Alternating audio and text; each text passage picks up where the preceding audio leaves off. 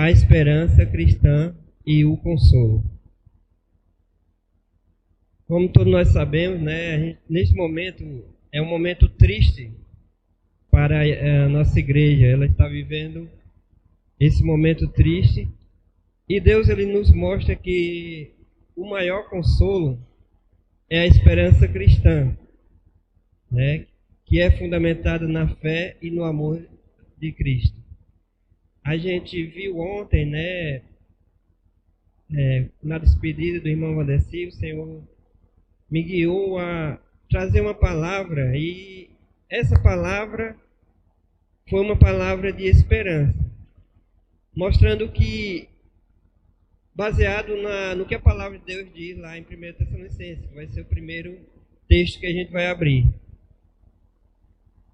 De forma diferente, que eu já levei mensagens em outros momentos como esse, geralmente eu usava outros textos, mas Deus me conduziu a falar sobre esperança. E não somente ontem, mas Deus me conduziu a falar de esperança hoje, para a igreja do Senhor e para todos que ouvem hoje. Porque a gente viu que essas três coisas são as maiores que Deus quer na nossa vida. Que eu até falei ontem também. 1 Coríntios 13 diz que as três maiores coisas é a fé, a esperança e o amor. Então a vida cristã precisa ter essas três marcas, né? E hoje Deus ele vai continuar a nos mostrar que nós temos que revitalizar essa esperança, a qual consiste essencialmente no desejo de se encontrar face a face com o Senhor Jesus Cristo, e não apenas pelo conforto que isso pode nos dar, mas por estar com Ele mesmo, né? A palavra de Deus diz que a gente deve ansiar a volta do Senhor Jesus, né? Onde Ele vem nos buscar. Isso é uma coisa que tem que estar muito forte dentro de todos nós.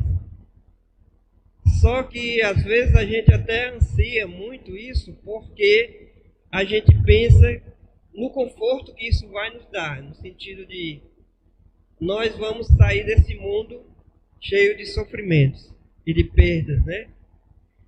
Mas nós teríamos até que desejar mais esse momento pelo encontro que a gente vai ter com Jesus, né?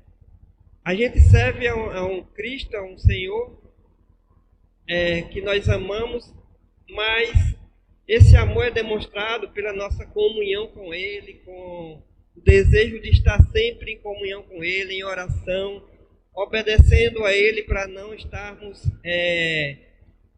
em pecado e isso quebra a comunhão com Ele. Mas essa comunhão com o Senhor, quando a gente partir para lá, nós vamos estar face a face com Cristo. Ou seja, aquele que nós amamos, aquele que é o nosso Salvador, aquele que é o nosso Senhor, nós vamos estar com Ele. E isso ocorre só de duas maneiras. Ou a gente vai partir e estar com Ele, como aconteceu com o irmão Vanessa, ou Ele vai voltar para encontrar conosco, para nos buscar. Então, só tem essas duas maneiras. Mas a gente precisa ter essa expectativa e ter essa vontade de se encontrar com Ele de ambas as formas. A gente teme muito a morte. A gente tem muito medo da morte. Mas a gente sabe que com a morte, a gente vai estar com Ele. Face a face com Ele, né? E a gente vai ver que isso é uma coisa, essa esperança, essa certeza que é uma esperança firme, certa, não é apenas uma coisa assim, o pessoal diz assim, a esperança é a última que morre, né? Como se fosse uma coisa vaga, mas essa esperança é o esperar esse encontro. É eu ter certeza de que eu vou ter esse encontro. Estou esperando apenas um momento que isso vai acontecer, mas isso é certo. Então, A igreja de Tessalônica, irmãos, vamos abrir em 1 Tessalonicenses 4, 13 a 18. 1 Tessalonicenses 4, 13 a 18. Vamos ler do 13 ao 18.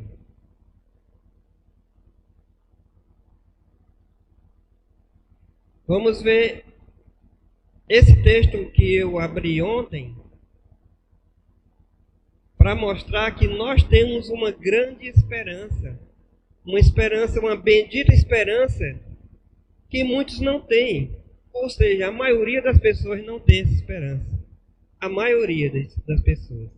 Porque não tem Cristo. E aqui o Tessalonicenses 4, 13, diz assim: não queremos, porém, irmãos, que sejais ignorantes com respeito aos que dormem, para não vos entristecerdes como os demais que não têm esperança. Pois se cremos que Jesus morreu e ressuscitou, assim também Deus, mediante Jesus, trará em sua companhia os que dormem. Ora, ainda vos declaramos, por palavra do Senhor, isto: nós, os vivos, os que ficarmos até a vinda do Senhor, de modo algum precederemos os que dormem. Porquanto o Senhor mesmo, dada a sua palavra de ordem, ouvida a voz do arcanjo e ressoada a trombeta de Deus, descerá dos céus, e os mortos em Cristo ressuscitarão primeiro. Depois nós, os vivos, os que ficarmos, seremos arrebatados juntamente com eles, entre nuvens, para o encontro do Senhor nos ares, e assim estaremos para sempre com o Senhor. Consolai-vos, pois, uns aos outros com estas palavras. Você vê aí a ponte que Paulo faz entre a esperança da volta de Cristo e o consolo cristão.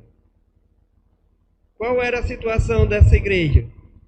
Essa igreja, irmãos, ela é considerada a igreja exemplar do Novo Testamento. Das cartas que Paulo enviou, essa igreja de Tessalônica é a igreja mais santa, mais exemplar. E uma característica que eles tinham era a expectativa da volta de Cristo. A gente sabe que a igreja primitiva, ela vivia uma grande expectativa do retorno de Cristo e da restauração do reino de Deus, da instauração do reino de Jesus Cristo. O povo judeu, ele acreditava que a vinda do Messias era para instaurar o reino de Deus na terra. Aquele reino prometido no Velho Testamento a eles. Quando Jesus veio, a grande expectativa de quem cria em Jesus é que Jesus ia começar a reinar ali. E a questão é que a maioria do povo de Israel não recebeu o Messias, que era Jesus mesmo. E aí o que aconteceu é que Jesus, ele disse: o meu reino começa agora, mas o meu reino começa de uma forma diferente que vocês pensam. Vocês não me receberam como rei, como Messias. A maioria de vocês judeus não receberam. Então eu vou dar oportunidade a que mais pessoas, os gentios, a igreja, que somos nós, entre nesse reino, venha participar desse reino, que vai começar de uma forma espiritual, mas depois eu venho realmente reinar na terra. Eu vou voltar e reinar na terra, que é o que a gente crê que é o milênio. Então, os discípulos de Jesus, os crentes ali no início, eles pensavam que isso ia acontecer rápido demais. É tanto que lá em Atos, no início de Atos, eles perguntam: quando é que vai acontecer isso? E aí Jesus disse: tenha paciência, não vos compete saber tempos e épocas, né? Então, o plano de Jesus é que está sendo estendido até hoje. O plano de Jesus é que o Evangelho fosse pregado no mundo inteiro e as pessoas que crescem fariam parte desse reino da forma espiritual. E no futuro, quando ele vier reinar, essas pessoas que creram, elas vão fazer parte do reino realmente terreno de Jesus, né? Então, as pessoas de Tessalônica, elas estavam nessa expectativa que a igreja primitiva tinha. Jesus vai voltar logo. É tanto que o problema que essa igreja tinha era porque eles não queriam mais dedicar sua vida às coisas aqui da terra, a trabalhar, coisa assim. Porque eles diziam, para quê? Se Jesus vai voltar logo e nós vamos reinar com ele. Então, e eles começaram a ficar preocupados, porque começaram a morrer crentes, ou pela perseguição, ou mesmo de doença, e aí eles ficavam preocupados. E essas pessoas que morrem, quando Jesus voltar, elas não vão reinar com ele aqui na terra, juntamente conosco? E eles ficaram tristes. Olha, vamos dizer, se fosse no dia de hoje, seria a pessoa que diz, rapaz, Jesus está quase voltando, quando assim morreu. Então, se Jesus voltar e começar a reinar aqui na terra, o irmão não vai participar conosco desse reino? E eles estavam preocupados com isso. Alguém tinha ensinado a eles que que aqueles que morreram não iam participar, ou então eles não sabiam o que aconteceria, que as pessoas que morreram iam estar no céu, ia ficar no céu e só ia reinar com os que estavam aqui na terra. Só sei que eles não tinham a informação correta. E Paulo, ele vem dizer aqui, olha, vocês não fiquem tristes com isso. Olha, eles não queremos, porém, irmãos, que sejais ignorantes. Olha, parece que o problema mais era ignorante com respeito aos que morrem, né? Aos que dormem. Esse dormir aqui é o dormir do corpo, não é a dormir da alma. Como alguns ensinam aí, o sono da alma, e quando a pessoa morre, fica dormindo. Não. Esperando a ressurreição. Não. Quando a pessoa morre, vai para a presença de Cristo. Ele diz, para não vos entristecerdes como os demais, como aqueles que não têm Cristo, que não sabem para onde vai, né? As pessoas que não têm Cristo, que não têm esperança, ele não tem esperança. As pessoas que não têm Cristo, se elas têm alguma esperança, é aquela coisa vaga, né? Talvez. Não é uma esperança que a Bíblia mostra. Que esperança aqui, como eu falei, é esperar por uma realidade que vai acontecer. Não é uma realidade que pode acontecer, é uma coisa que vai acontecer. Esperança vem de esperar. Eu espero uma realidade. Nós vamos ver outro texto que mostra isso. Tá certo? Então, eles estavam tristes por causa disso. Mas, mais na frente, no capítulo 5, versículo 8 e 10, ele fala o seguinte. Então ele diz no final, olha, vocês se consolem, vocês tomem ânimo, porque isso é certo, vai acontecer. E aqueles que morreram, eles vão vir com Cristo e serão ressuscitados primeiro do que vocês. Porque se Jesus voltasse hoje, o irmão Vanessa seria ressuscitado primeiro do que nós. Todos aqueles que morreram em Cristo já viriam com ele, seriam ressuscitados. Deus os ressuscitaria primeiro. E depois nós seríamos transformados, iríamos para Cristo. Entendeu? Então ele diz, olha, fique tranquilo que os nossos irmãos que morreram, que estão com Cristo, ele vai trazer com ele, e a alma deles ele vai trazer. É mais uma prova de que quem morre vai para Cristo, porque quem vem com Cristo? As pessoas que morreram e que estavam com ele lá no céu. E aí eles vêm, há uma ressurreição dessas pessoas, e as pessoas que estão aqui, nós seríamos transformados e nos encontraríamos com Cristo e com todos eles. E iríamos para o céu. Né? Vamos para o céu. Na realidade, não é nem vamos para o céu.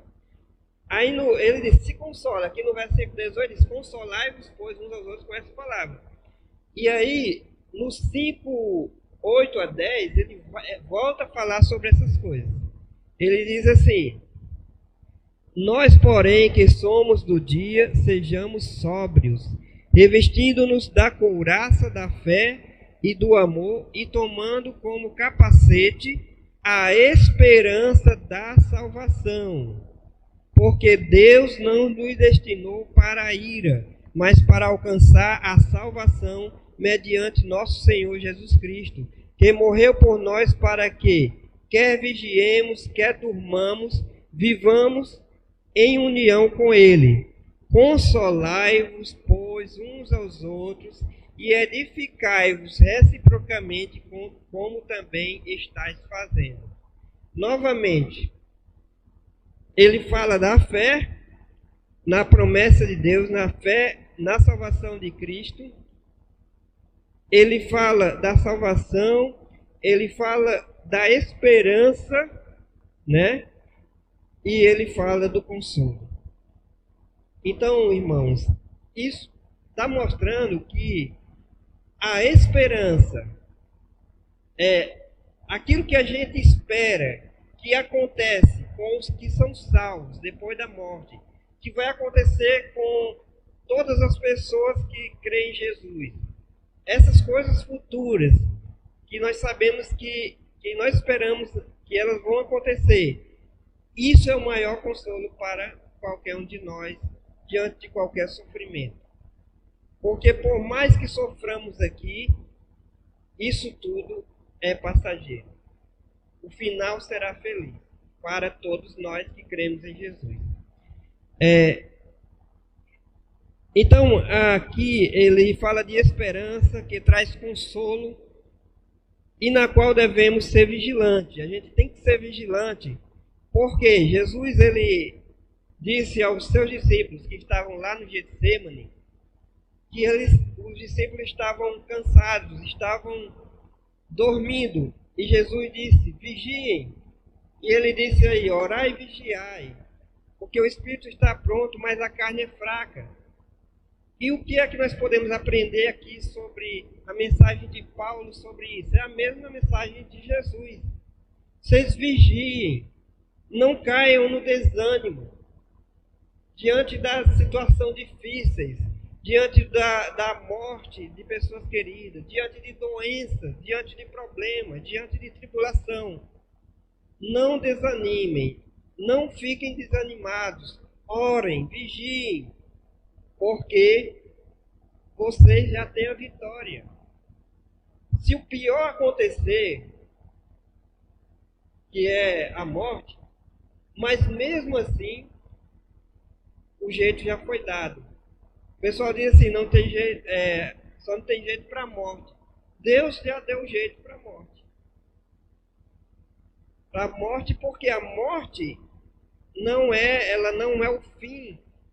É o fim só da vida terrena, mas ela, para o cristão, ela é o começo de uma vida muito melhor. É o começo de um tempo muito melhor, né? Ou seja, o irmão Vanessa está muito melhor do que nós. Muito melhor. É claro que a gente vai sentir sente a falta dele, a alegria dele, companheirismo, tudo. Mas, se a gente pensar nele, ele está bem melhor do que qualquer um de nós aqui na Terra, nesse momento. Tá certo? E a gente vai ver que Deus ele está fazendo uma obra. A gente tem falado muito aqui em revitalização da igreja. Que precisamos, e Deus revitaliza. Só que essa revitalização, ela passa muito por essa esperança aqui, que tem sido esquecida pelos crentes. A gente vai ler um texto aqui, mas não é só as pessoas do mundo que ficam assim, mas o Senhor está demorando tanto. Será que Ele vem? Eu acho que às vezes nós estamos desanimados. Não estamos desacreditados, mas estamos desanimados. Como que isso esteja muito longe de acontecer, ou talvez nem aconteça. Mas, irmãos, a Bíblia diz que a gente tem que estar vigilante. E uma das coisas que a gente está vigilante é para não estar desanimado, não estar triste. A gente vai ver que tem dois perigos aqui. Um é o desânimo. E o outro a gente vai ver agora nesse novo trecho que a gente vai ler aqui da palavra. Romanos 8, 18 a 24.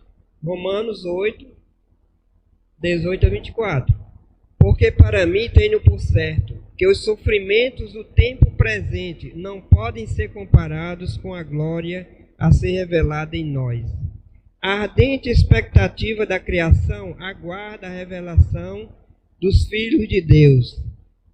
Pois a criação está sujeita à vaidade, não voluntariamente, mas por causa daquele que a sujeitou. Na esperança de que a própria criação será redimida do cativeiro da corrupção, para a liberdade da glória dos filhos de Deus. Porque sabemos que toda a criação, a um só tempo, geme e suporta angústias até agora. E não somente ela, mas também nós, que temos as primícias do Espírito, igualmente gememos em nosso íntimo, aguardando a adoção de filho, a redenção do nosso corpo. Porque na esperança somos salvos. Ora, a esperança que se vê não é esperança. Pois o que alguém vê, como o espera? Mas se esperamos o que não vemos, com paciência o aguardamos. Então ele está dizendo, olha, não é só nós que estamos nessa expectativa. Toda a criação está esperando a volta de Cristo. Porque toda a criação está sofrendo. Né? O que o homem tem feito com a natureza? Tem agredido a natureza, né? Destruído a natureza. O que ele tem feito com a criação de Deus? Não só com a natureza, mas com os outros homens. As maldades que são feitas. A morte de umas pessoas destruindo as outras, matando outras. E tudo isso só vai passar quando Jesus voltar. Então nós estamos esperando isso. E ele está dizendo, e é para a gente ter essa esperança mesmo, porque só tem esperança aquele que está esperando que algo aconteça. Depois que aconteceu, não é mais esperança, já é realidade. Por isso que ele diz, porque na esperança fomos salvos. Nós somos salvos e temos essa esperança. Ora, esperança que se vê não é esperança, pois o que alguém vê, como espera. Mas se esperamos o que não vemos, que é o nosso caso, com paciência o aguardamos. Então nós temos, irmãos, que ter paciência. Temos que ter paciência. Não podemos nos desanimar, mas temos que ter paciência, porque o tempo de Deus é o tempo perfeito. Ele não é nem tardio, nem antes. É o tempo perfeito. E isso não é só para a volta dele, não. É para tudo. É para a morte de cada um de nós. Quer dizer, o tempo que Deus deu ao Vanessa foi o tempo perfeito que ele tinha para ele. O tempo que ele vai dar para cada um de nós é o tempo perfeito. Não é nem um minuto antes, nem depois, nem um segundo antes, nem depois. Nós sabemos que Deus está no controle de tudo. Ele poderia deixar ele viver ainda muitos anos depois dessa cirurgia. Mas ele quis levá-lo agora. E a gente vai ver que deve ter algum propósito, e tem algum propósito. Porque Deus ele tem um propósito. Como eu li ontem, o Salmo 116, 13, se não me engano, diz que a morte dos santos é preciosa diante de Deus. Naquele texto, Davi está agradecendo a Deus pelos livramentos que Deus deu a ele. E ele está dizendo, olha, Deus só deixa um justo morrer mesmo quando ele quer mesmo, porque ele livra da morte. Do mesmo jeito que aquele texto poderia ser, a vida do justo é preciosa para Deus, ele diz a morte do justo é preciosa para Deus. E aqui a gente pode aplicar, a morte de um justo, ela é preciosa para Deus. Ou seja, ela só ocorre com o propósito de Deus, quando Deus tem o propósito de deixá-lo morrer naquele momento. Isso foi com todo santo que já temos nessa terra.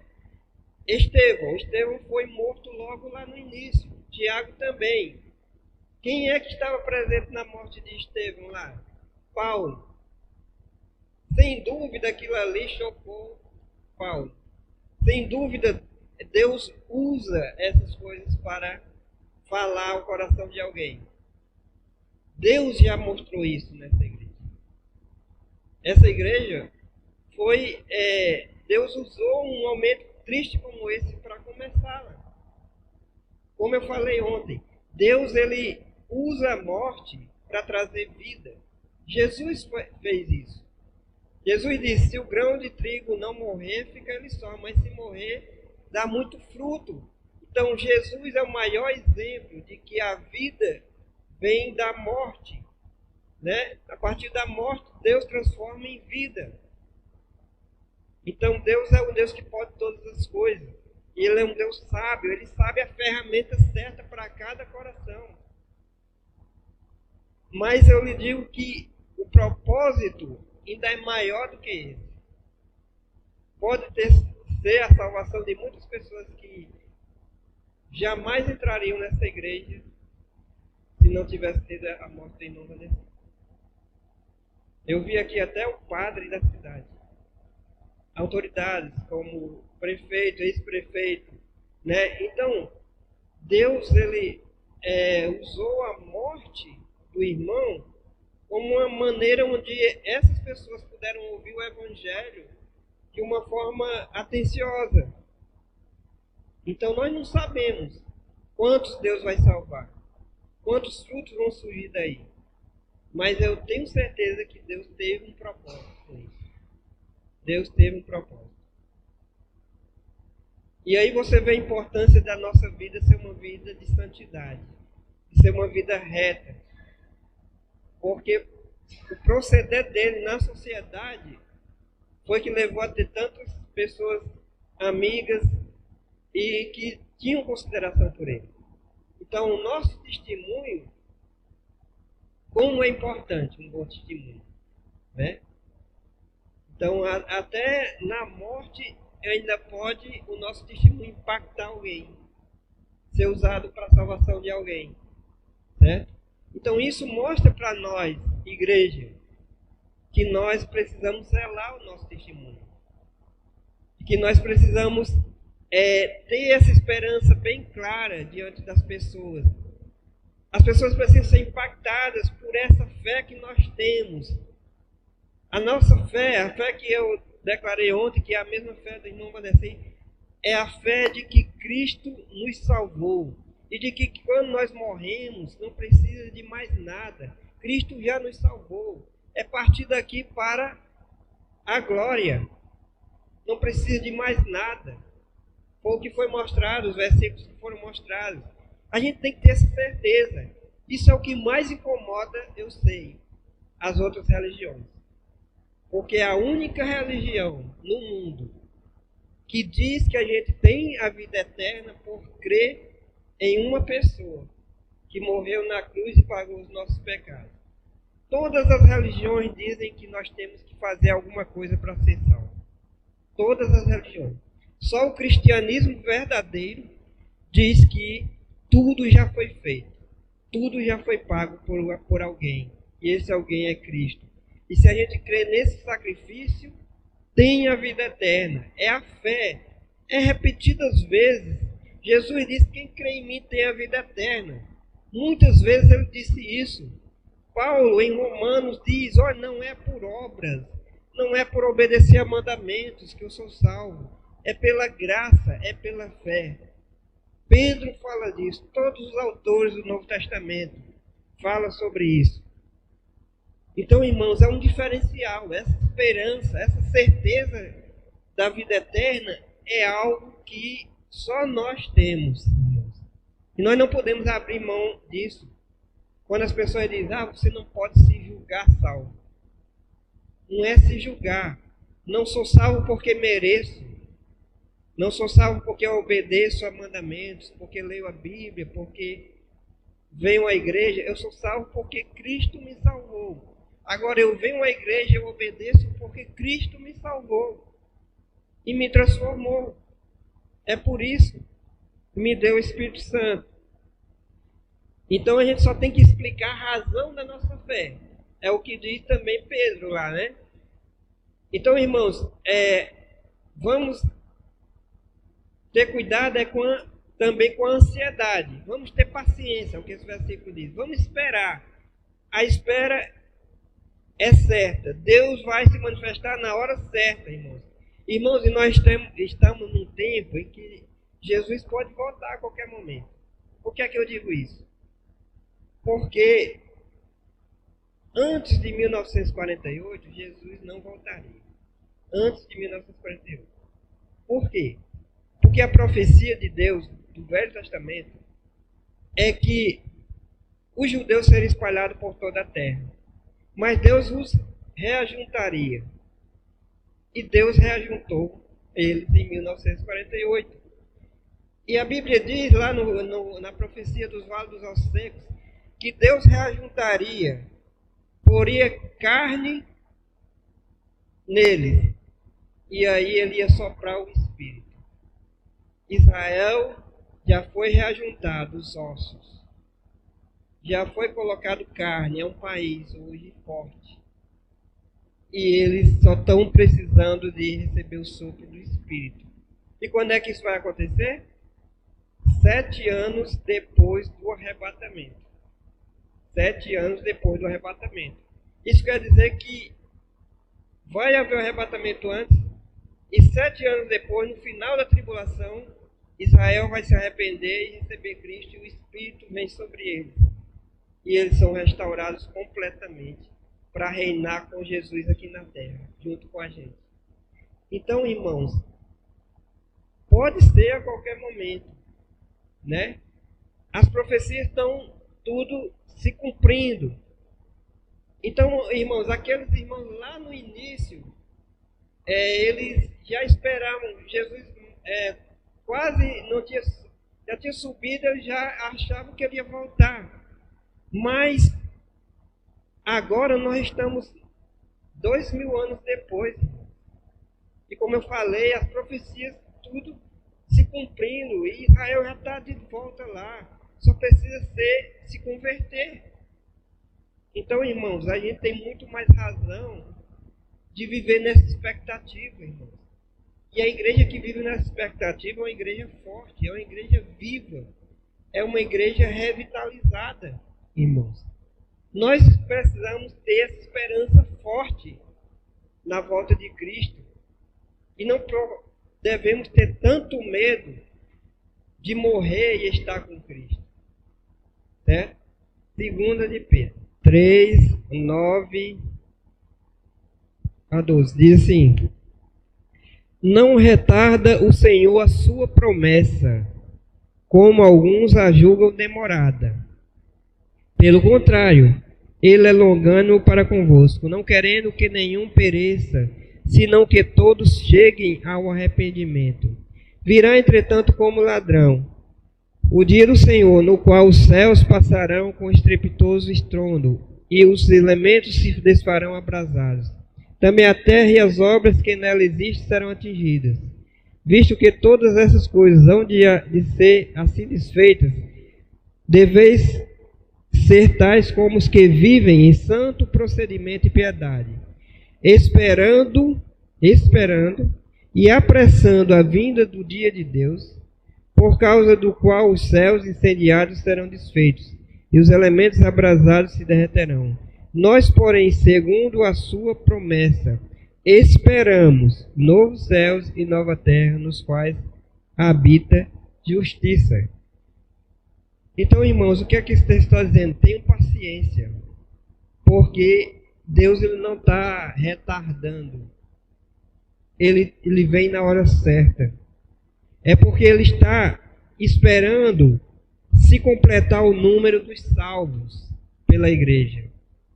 A igreja do Senhor começou em Pentecostes e ela vai até o arrebatamento. Então, o número de pessoas salvas que formam a igreja, ele vai se completar. E quando ele se completar, quando o último irmão eleito da igreja se converter, for convertido por Deus, ele volta e arrebata a igreja. Entendeu? Mas aí tem uma coisa estranha aqui. Ele diz assim, ele diz que nós podemos apressar a volta do Senhor. No 12 diz, esperando e apressando a vinda do dia de Deus. Só é que, irmãos, que os irmãos eleitos da igreja, como é que eles vão ser salvos? Pela pregação da igreja. Então, se eu prego o evangelho para alguém e Deus está querendo me usar para converter essa pessoa, eu posso apressar a volta de Cristo como? Se eu pregar para ele. Se eu não quiser pregar para ele, Deus vai usar outra pessoa para pregar para ele. Entendeu? Deus já sabe tudo como ele vai fazer. Mas a gente pode ser ajuda ou pode ser empecilho. A gente pode ser usado por Deus para a conversão dessas pessoas e ele voltar logo. Ele já sabe quando é que vai voltar, mas vai depender dessa conversão que ele já elegeu essas pessoas para salvar. Então, se eu quero que Jesus volte logo, eu preciso pregar mais. A igreja precisa pregar mais. Porque assim, aquelas pessoas que Deus quer salvar, aquelas pessoas eleitas, elas vão crer. E elas crendo, elas vão completando. Cada pessoa que se converte vai chegando mais próximo da quantidade que Deus sabe que vai ser a dos eleitos da igreja. Entendeu? É difícil de entender, mas aqui está dizendo, se eu prego, eu apresso. Se eu vivo de modo santo, eu apresso a volta de Cristo. Porque Ele vai nos usar como instrumento para salvar os seus eleitos. E aqui diz que Ele é longânimo porque Ele quer que todos sejam salvos. Todos os seus eleitos serão salvos. Todos. Né? Então, é isso. A igreja, ela precisa pregar essa esperança. Essa salvação. Para que as pessoas tenham essa salvação e essa esperança que nós temos. Então, uma igreja que espera Jesus, ela quer que Jesus venha logo. E ela prega porque ela quer ser instrumento de Deus para a salvação. Vamos para o texto agora de 1 Coríntios 1, de 3 a 8. 1 Coríntios 1, de 3 a 8. Um texto muito usado para o consolo de pessoas que estão de luto, que estão passando por perdas. Você já deve ter ouvido alguém falar esse texto nesses momentos tristes de luto. Mas só que esse texto, o consolo que ele fala aqui, não é apenas o consolo da perda de um ente querido. É um consolo bem maior do que isso. Segundo as cores. Deixa eu ver se é primeiro ou segundo, irmãos. Eu acho que é segundo, viu? Eu acho que eu errei aqui. É o segundo, né? Segundo os Coríntios. Aí eu botei até aqui o primeiro. Mas é 2 Coríntios, viu? O bendito seja o Deus e Pai de nosso Senhor Jesus Cristo, o Pai de misericórdias e Deus de toda consolação. É Ele quem nos conforta em toda nossa tribulação, para podermos consolar os que estiverem em qualquer angústia, com a consolação com que nós mesmos somos contemplados por Deus. Porque assim como os sofrimentos de Cristo se manifestam em grande medida a nosso favor, assim também a nossa consolação transborda por meio de Cristo. Mas se somos atribulados, é para o vosso conforto e salvação. Se somos confortados, é também para o vosso conforto, o qual se torna eficaz, suportando vós com paciência os mesmos sofrimentos que nós também padecemos. E até o 8. A nossa esperança, esperança, a respeito de nós está firme, sabendo que como sois participantes dos sofrimentos, assim o sereis na consolação. Aqui, irmãos, o consolo que ele está falando aqui é que Deus dá consolo àqueles que sofrem. Não somente os que sofrem a questão da morte de um ente querido, mas que sofre, que é atribulado, que é perseguido, que sofre por causa da sua fé. Então ele está dizendo que a gente precisa ter força, coragem e ousadia para continuar esperando firme em Cristo. Deus está no controle e confiamos nele e em seus propósitos, irmãos. Paulo estava sofrendo, muitos irmãos estavam sendo perseguidos. Hoje muitas pessoas sofrem por conta de outras coisas, mas nós temos, como a gente viu, ter paciência e ter esse consolo que é dado pelo Espírito Santo, de que tudo isso tem um propósito, e esse propósito é para a glória de Deus. Esse propósito é para a glória de Deus. Se no sofrimento nós demonstramos fé em Deus, isso impacta a vida das pessoas. Porque as pessoas, elas sentem necessidade de ter essa paz. E se essa paz, nós soubermos glorificar a Deus e mostrar que essa paz, essa esperança, a fonte dela é Deus, e que elas podem ter essa mesma esperança, essa mesma fé que nós temos, isso há de impactar e de ser usado por Deus para a glória dele. Ou seja, as pessoas observam, a gente não às vezes acha que não, mas elas observam como nós enfrentamos a dor, como nós enfrentamos o luto, como nós enfrentamos as situações difíceis. E a maneira que nós enfrentamos assim porque nós somos fortalecidos por Deus. O Espírito Santo é chamado de Paracleto, quer dizer, aquele que está ao lado fortalecendo, que está ao lado consolando, dando força. Consolar nesse sentido é isso, é dar força, é dar coragem, é dar perseverança. Então Deus, ele está no controle, confiamos nele e em seus propósitos. Nós confiamos que Deus teve propósito com a morte do irmão. Deus teve propósito, certo? Ele tem propósito na morte de cada um, na doença de cada um, na maneira como nós enfrentamos cada situação, certo? Essa é a nossa bendita esperança. Todo sofrimento aqui tem um propósito e dura somente até o momento do nosso encontro com Jesus. Essa é uma verdade. Todo sofrimento aqui, ele vai ser passageiro. E ele só vai durar enquanto Deus quiser. Porque quando Deus quiser, ele nos leva para ele. E quando ele nos levar para ele, o sofrimento nosso acaba. Ou então, quando ele vier, o sofrimento vai acabar. O sofrimento do seu povo. Entendeu? E isso é o que Jesus já tinha dito. João 14, 25 a 28.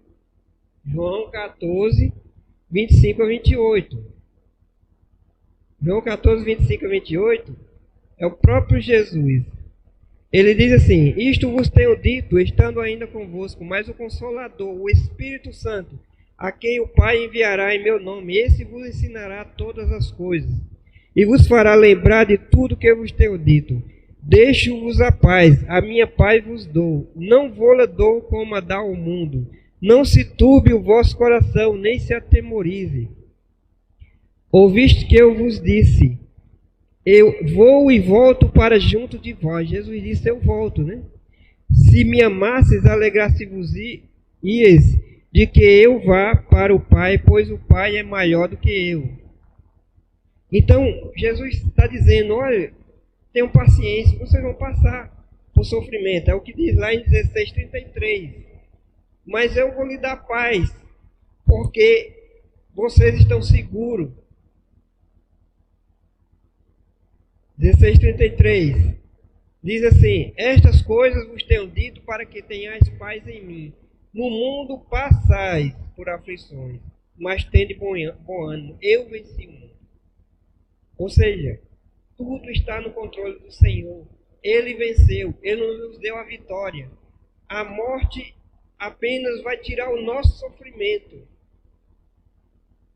Como eu disse, se nós estivermos sofrendo por causa de doença, por causa de qualquer coisa, a morte, ela vai ser o alívio de Deus.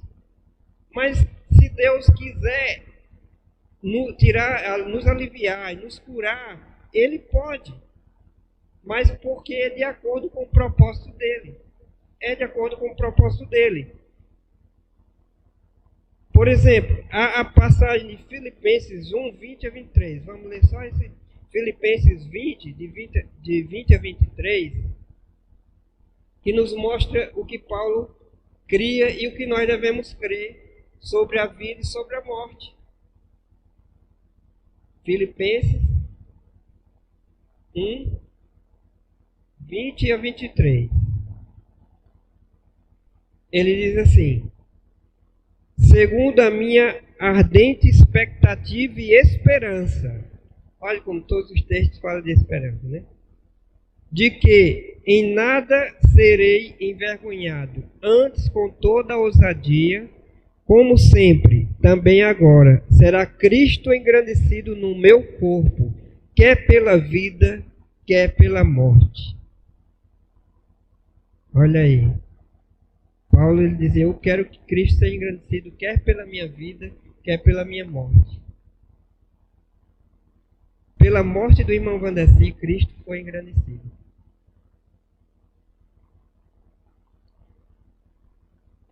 Porquanto, para mim, o viver é Cristo, e o morrer é lucro. Ou seja, para o servo de Deus, o viver dele deve ser dedicado a servir a Cristo. Eu não digo não é que você tem que deixar seu trabalho para ser missionário. Paulo não está falando disso. Ele está falando que a nossa vida, nós temos que estar sempre atentos a servir a Cristo, aonde nós estivermos. A dar bom testemunho, a pregar o Evangelho para aqueles que estão sem esperança ao nosso redor. Então, viver é Cristo e o morrer é lucro. Entretanto, se o viver na carne traz fruto para o meu trabalho, já não sei o que hei de escolher. Ou seja, se eu tivesse que escolher, Paulo está dizendo, eu não sei, porque se eu estiver aqui, eu estou glorificando a Cristo. Estou trabalhando para Cristo.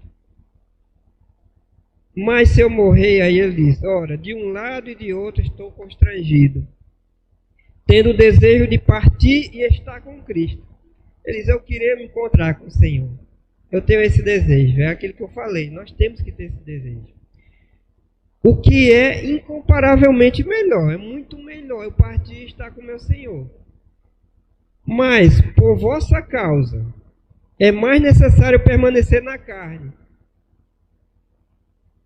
E convencido disso, estou certo de que ficarei e permanecerei com todos vós, para o vosso progresso e gozo na fé, a fim de que aumente, quanto a mim, o motivo de vos gloriardes em Cristo Jesus, pela minha presença de novo convosco. Ele disse, mas eu queria ficar aqui para que o nome de Deus seja mais glorificado, que eu possa ajudar vocês a crescer na fé.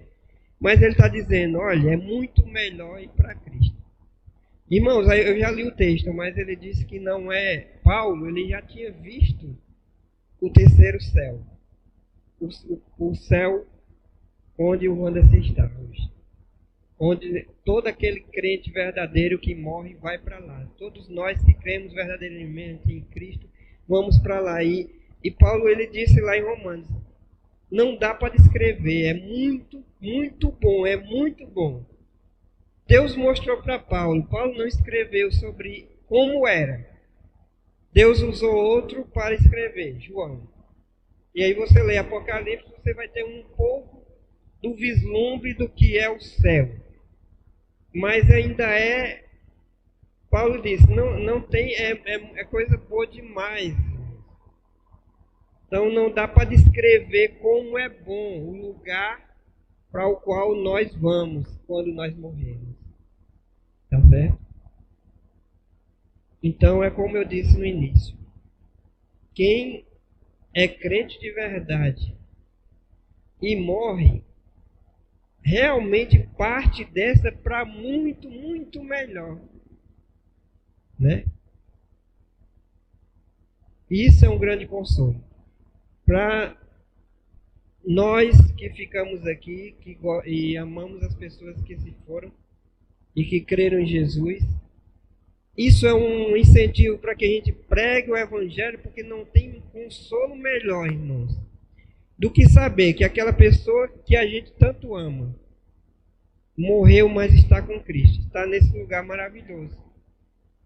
Não tem consolo melhor do que esse, não. E que a gente vai se reencontrar. Então, irmãos, a gente tem que pregar para os nossos familiares, a gente tem que pregar para os nossos amigos. Certo? E a gente tem que pregar para os nossos inimigos, porque inimigo geralmente é uma pessoa ímpia, má, e que quando Deus converte, gera um grande impacto e um grande testemunho para a glória de Deus. Né? Então, e porque Deus disse que a gente tem que amar até o nosso inimigo. E quando ele é convertido, ele se transforma no nosso amigo também, né? Nosso irmão. Então, aqui, a gente pode ter agora algumas aplicações sobre isso. Tenhamos paz pela fé e esperança nele e no nome de Jesus, no seu amor, a confiança de que tudo é no tempo dele. A gente tem que descansar que os seus propósitos estão sendo cumpridos na nossa vida ou na nossa morte. A bendita esperança, ela não é apenas uma crença no futuro, mas também uma força transformadora no presente. Ela oferece consolo, como eu falei, para nós. Ela nos encoraja a viver uma vida que glorifique a Deus, que seja usada por Deus para que outros gostem dessa esperança também.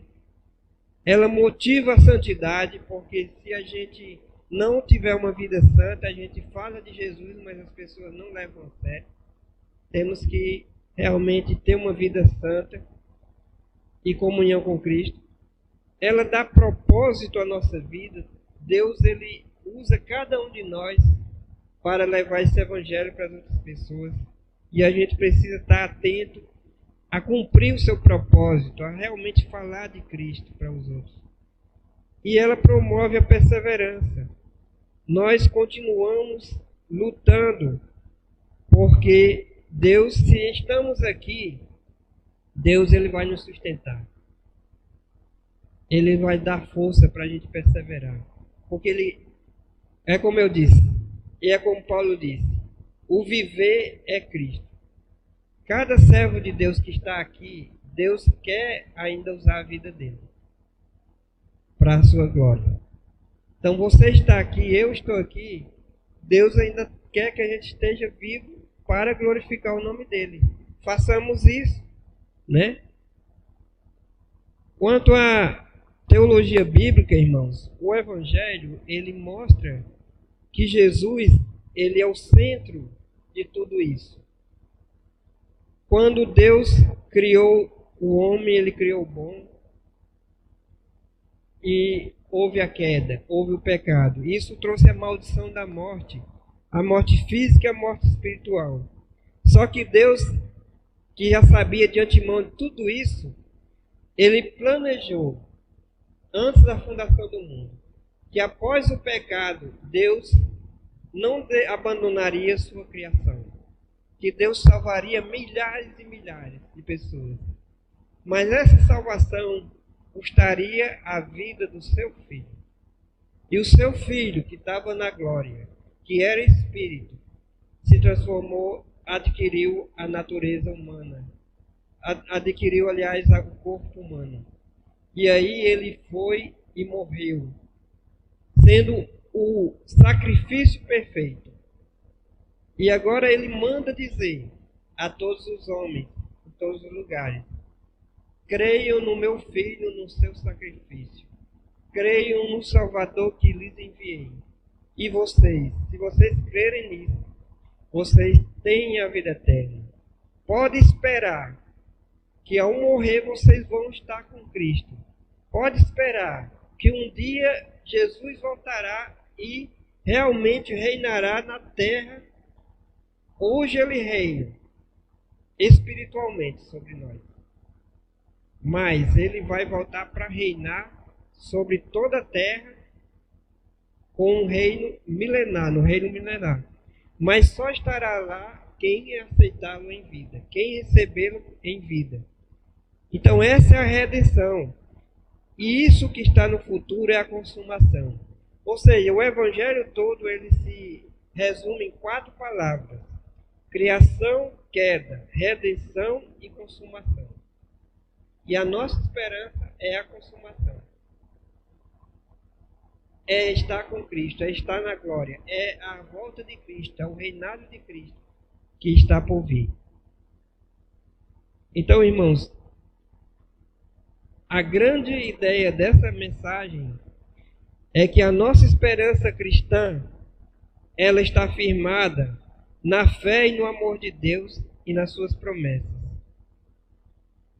E ela deve ser avivada, pois é o que nos consola em todas as nossas tribulações.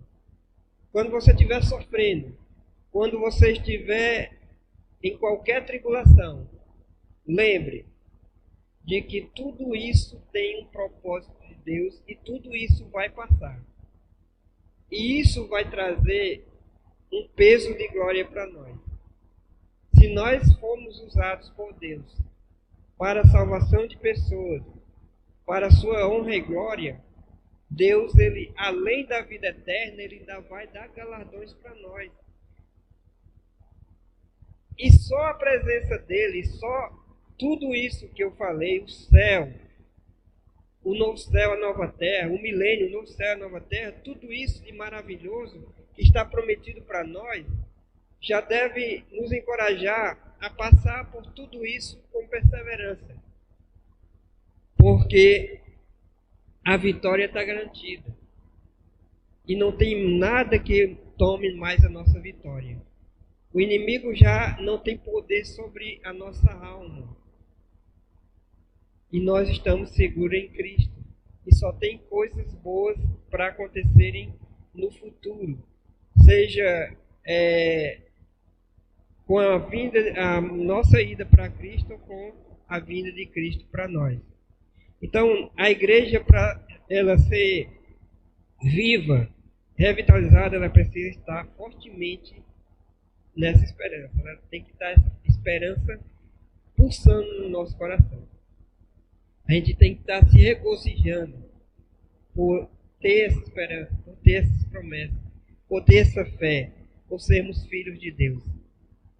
E isso é o que nos leva a adorar a Deus, isso é o que nos leva a querer que outras pessoas sejam alcançadas por Deus.